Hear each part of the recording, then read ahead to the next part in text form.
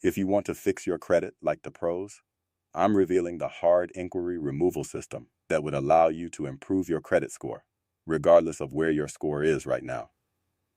It's a system that adapts to your credit situation, whether you have one hard inquiry or 10 hard inquiries on your report. Because no matter how many you have, you're always going to follow these 3 steps.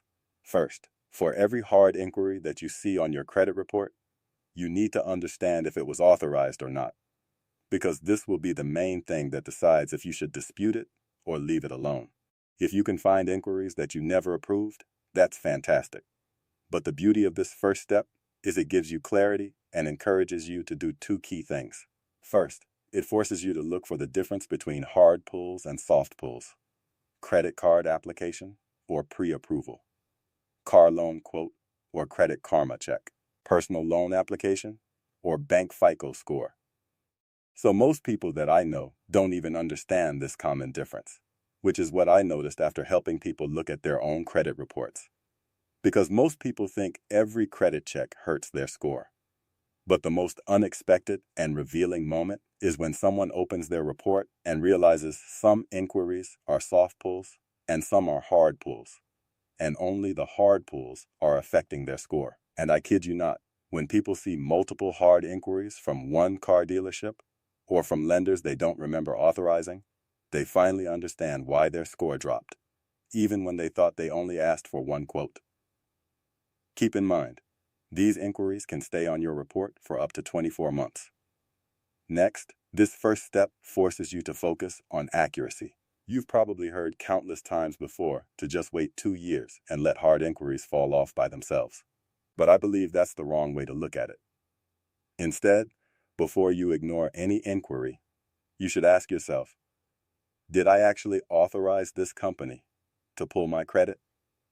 If that hard inquiry came from a loan or credit card you really applied for, then chances are it belongs there, and it may be harder to remove. But if that inquiry came from a company you don't recognize, or a dealership pulled your credit multiple times without clear permission, then chances are this is the kind of inquiry you need to go after.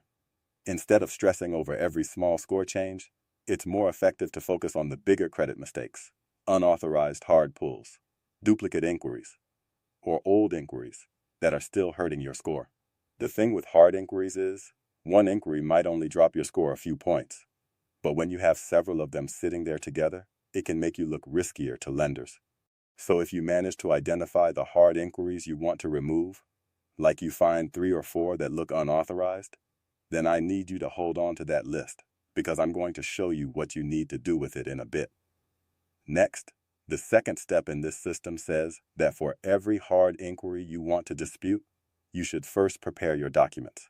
Because this thing is called verification. A lot of people can't get their disputes moving because they send weak or incomplete information. Think of your documents as a proof package that's specifically set aside for the credit bureaus. And proof doesn't include random screenshots, blurry photos, or half-filled letters. This package should only include what helps verify your identity when the bureau reviews your dispute. Basically, when you want the process to move cleanly. So about a few years ago, I saw people try to dispute inquiries with just a quick online message and then get stuck because the credit bureau needed more information. They had no idea why the dispute was delayed, and they even considered giving up because they thought nothing was working. But then, they realized they didn't send the basic paperwork. The good news is, determining what you actually need for your dispute is simple. Get a copy of your credit report and take account of all the hard inquiries you want to challenge. Experian, TransUnion, Equifax. Multiply that by the bureaus where the inquiry appears, and then organize everything clearly. Once you have your report, you need to commit to marking it properly. Highlight the hard inquiry, circle it, number it, and keep one copy for yourself and one copy for the credit bureau. For a limited time, you can even use a simple dispute letter template and plug in your information. But what's even more important is what you attach with it. While most people just submit the dispute online and hope for the best, there are much better ways to make the process cleaner because you can include your ID documents, which allow the bureau to verify you a lot faster. With most disputes, you may need a copy of your driver's license or government ID, a copy of your social security card, a utility bill, or a bank statement with your name and address on it. On the other hand, if you send the wrong documents, or nothing at all, the Bureau can ask for more information, and that leaves you waiting longer. I'll leave the kind of documents you should check below. But an even bigger problem is most people don't know which inquiries to start with. The reality is, you don't always want to start with the newest inquiry first. Once you have your list, stop looking at it randomly and start with the oldest hard inquiries first. I would not suggest trying to remove a hard inquiry that was started within the past 60 days, because these are usually harder, since the company may still have your information and authorization on file. So hold on to the recent ones and focus on older questionable inquiries first. Next, the third step in this system says that before you dispute, you should freeze the data sources that can make it easier for bureaus and lenders to verify information. Because the whole point of this step is to make the bureau do the work and prove that you authorized the inquiry. The problem is, we were only taught to dispute with the big three credit bureaus. That's pretty much what most people think credit repair is. Just send something to Experian, TransUnion, and Equifax. But the credit system has other reporting agencies that collect personal data, and lenders use that information too. And after learning how credit bureaus verify information, I realized that you can be fighting hard inquiries on your report, while other databases are still making it easier for them to connect everything back to you. But unfortunately, like many people, I never learned this in school, nor did most people's parents teach them this. I pretty much had to go out of my way to learn this from studying credit reports, credit bureaus, and consumer reporting agencies.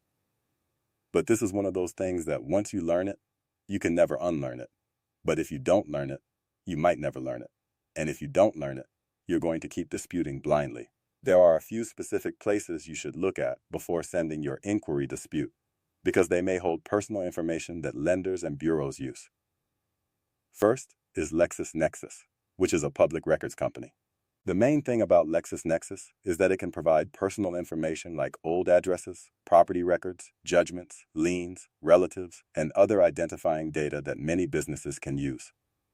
The caveat is that if you freeze or opt out of LexisNexis and later apply for a new account, like a checking account, credit card, job, or apartment, the company may ask you to lift the freeze so they can verify your information.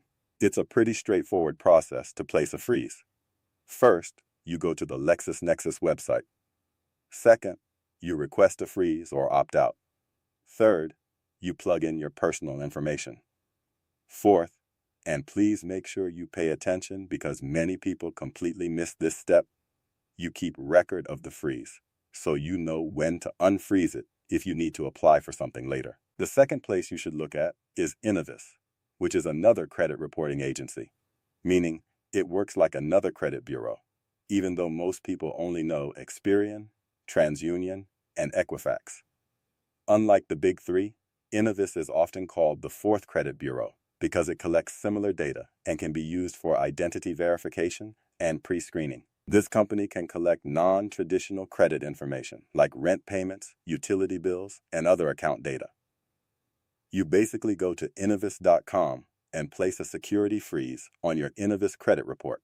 And this is one less thing you have to worry about when lenders or companies are checking extra data. One of the biggest advantages of doing this before you dispute is that you're not just fighting the inquiry on the surface. You're also controlling some of the background information that companies may use to verify you.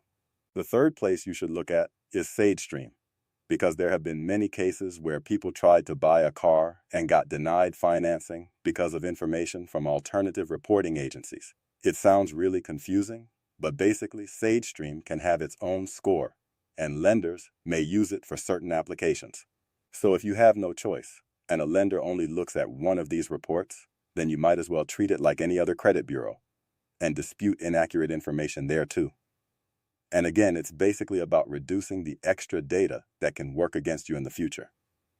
So if you're planning to dispute hard inquiries, this is an absolute no-brainer. So after you have your credit report, your highlighted hard inquiries, your documents, and your freezes in place, you need to figure out how to actually send the dispute.